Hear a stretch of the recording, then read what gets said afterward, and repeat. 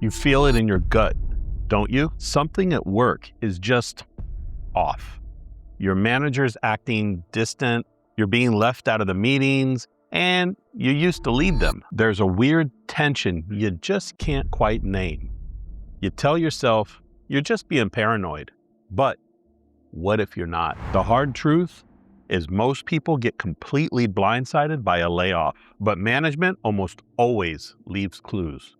They're subtle, but they're there, if you know what to look for. Therefore, in this video, I'm going to reveal the 9 signs that a layoff could be in your future, based on what HR insiders are seeing right now. More importantly, I'll give you the exact steps to take to protect yourself and take back control starting today. In today's uncertain job market, ignoring them is a risk you can't afford. While the U.S. unemployment rate recently dipped, economic uncertainty is still high. Research shows that fewer than 1 in 4 workers feel truly secure in their job. By the way, I'm Terry. I spent 20 years running multi-million-dollar strategic programs inside Fortune 500 companies. I've had to decide who stays and who goes. And I've been on that list myself. So I share what actually keeps you off of it and how to recover if you do end up on it. The first sign is often hiding in your data. Suddenly, your performance numbers aren't just numbers anymore. They're evidence. Metrics that were once part of casual weekly updates are now being obsessively benchmarked against everyone else on shared dashboards. This is especially true in roles like sales and operations. It feels like a constant comparison. Why was your output 5% lower this quarter? Why did your project take 2 days longer than the estimate? We're seeing a rise in AI handling routine tasks with flawless efficiency. And when your very human performance is compared to a perfect algorithm, any inconsistency can be flagged as a problem. If you're constantly justifying your numbers, it's a huge red flag. They aren't just tracking your work. They're building a data-driven case. Sign number 2, your boss suddenly hates your work. This one is personal and deeply upsetting. The easygoing relationship you had with your manager has just evaporated. The morning chats get replaced by curt, transactional questions. They might avoid eye contact or physically distance themselves from you. When you ask about future projects or your career path, you get vague, non-committal answers. Why?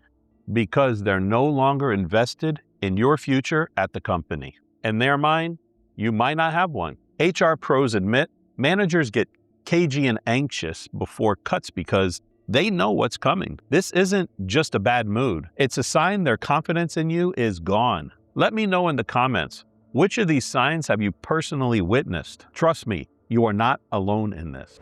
Sign number 3, your work is being reassigned. You log in Monday morning and find out that big project you were leading has been handed to a colleague. A core part of your job is just now being handled by somebody else. You get a flimsy explanation. This isn't sharing the workload. It's a deliberate move to see if the team can function without you. Management will call it a realignment of priorities or claim they're giving you space to focus. Don't buy it. They're quietly phasing you out, piece by piece, to see how your duties can be absorbed by others. If your calendar is getting emptier while your teammates are picking up your signature tasks, you're not just helping out, you might be training your own replacements. Sign number 4, you're being shadowed. This sign is less subtle and way more alarming. A new hire or colleague is suddenly tasked with learning your role. They sit with you, peppering you with questions about your daily process and documenting your every move. You might even be asked to create a detailed guide on how you do your job, all under the guise of knowledge sharing. Now, cross-training can be normal, but context is everything. Is everyone doing this? Or are you the only one being asked to document every click? This is often direct prep for your exit. The company is making sure your knowledge is transferred so that when you're gone, it's business as usual. If you like this content to understand how to defend your career against layoffs, career risks, and get back to work quickly, then please take a minute and subscribe to the channel. The next sign, you're no longer in the room where it happens. This is the slow fade to irrelevance. You used to be on the invite list for every important strategy session, but now you're hearing about the major decisions after they've already been made. You're being informed, not consulted. This shift from key player to spectator is a clear signal that your input is no longer considered valuable. And don't kid yourself, this isn't an accidental oversight. Exclusion is a tactic. When you ask why you weren't included, you get a lame excuse like, oh, it was a last-minute thing. But you know, you used to be in those meetings. The company is charting a course forward, and you're no longer part of the crew. Sign number 6, the social vibe is just weird. Beyond the formal stuff, the very air around you can change. The once friendly colleagues can now seem distant. The lunch invites stop. People get weirdly fascinated by their shoes when you pass them in the hall. Office rumors and anxiety might be spiking. Your manager might start CCing their own boss on emails about your work or nitpicking minor errors they normally would ignore. This isn't just paranoia. It's the social fabric of the office reacting to information you don't have. People often don't know what to say, so they say nothing at all. The paper trail. Sign number 7. Your performance reviews suddenly tank. For years, you've been a solid performer with great feedback, but now your latest review is suddenly harsh, vague, or focused on trivial issues. These were never problems before. You're told you're not meeting expectations, but when you ask for specifics, the answers are evasive. Make no mistake, this isn't about helping you get better. It's about documentation. Management is building a paper trail to justify their decision. A history of glowing reviews can cause legal headaches during a layoff, so they need to create a more recent record of so-called underperformance. The next sign, you're put on documented coaching. This sign is where the micromanagement goes into overdrive. You're required to send daily or even hourly updates. New layers of approval are put into place, but only for you. Every email and every task is scrutinized. This documented coaching is almost always a formal process. It's guided by HR to create a bulletproof legal case. They are documenting every perceived misstep to argue that a termination is for performance, not business reasons. If you feel that you can't take a breath without somebody taking notes, you're probably in a heavily managed process. It's designed to end with your termination. This all leads up to sign 9, the Performance Improvement Plan. You may have heard of it as a PIP. This is the end game. All the previous signs, the metric scrutiny, the reassigned work, the bad feedback, were leading to this. The goals on a PIP are often deliberately unrealistic, setting you up to fail so the company has a clean, documented reason to let you go. If you get put on a PIP, you need to act with urgency. What to do now? Okay, so you're seeing some of these signs. Your stomach is in knots. Don't panic. This is not the time for fear.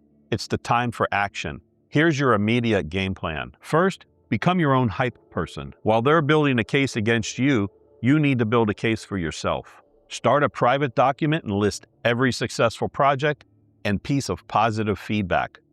Quantify it. This isn't just for morale. It's pure gold on your resume and future interviews. Second, fire up your network before you need it. Don't wait until you're jobless to start connecting. Reach out to former colleagues.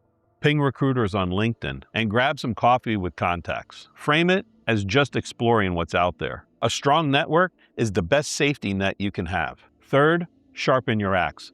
Look at the skills that are in high demand, especially around AI and automation. With the concerns about AI impacting jobs on the rise, getting a certification can make you a much hotter candidate and open doors you didn't even know existed. This turns anxiety into a proactive career move. Build your launch pad. Get your finances in order, build up your emergency fund, and cut back on fluff expenses. At the same time, get your go bag ready.